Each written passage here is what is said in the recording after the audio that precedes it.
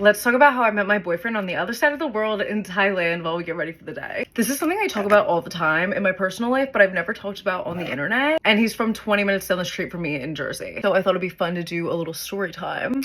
Whoa. Drew and I met, it's coming up on a year, the end of June last year on a group trip. I was working with EF Ultimate Break and I was going to Thailand with them. I was so excited. Mackenzie and I went. Drew was solo traveling at the time. He does mergers and acquisitions, so he'll be like on a project and then have a long break. And they just had a really intense project, so he went to go travel for a while. When we first met, we didn't really talk much for the first couple of days. And then by the end of the trip, me, Drew, Chris, and Mackenzie were like the best of friends. The four of us had absolutely the best trip ever. It wasn't another relationship at the time, so I wasn't thinking anything of it. We were just all great friends, but definitely crazy because we were the same age, from 20 minutes apart from each other in South Jersey, and our families also go to the shore about 30 minutes from each other. Just a lot of similarities, but we had never crossed paths in high school or anything like that because his high school was a lot bigger than mine, so we never would have played them in high school sports or anything. So we weren't in contact for a while, and after I had broken up with my boyfriend at the time, a few months after that, I was coming up to New York City for book club, and he lived in New York City. I never really thought about this, but I guess my book club is definitely part of the reason that Drew and I are now together. I just thought it was like just as friends. When I arrived, it was definitely more of a date night spot. Started hanging out, and then I obviously moved to New York City for a few months, so we got to hang out a lot more. We've been dating since like February. So funny because I think as you introduce yourselves as a couple to other people, some of the first very general questions are how you met. So we always explain that probably like 3-4 times a weekend now. It is so wild because neither of us had ever been to Thailand. It was just like such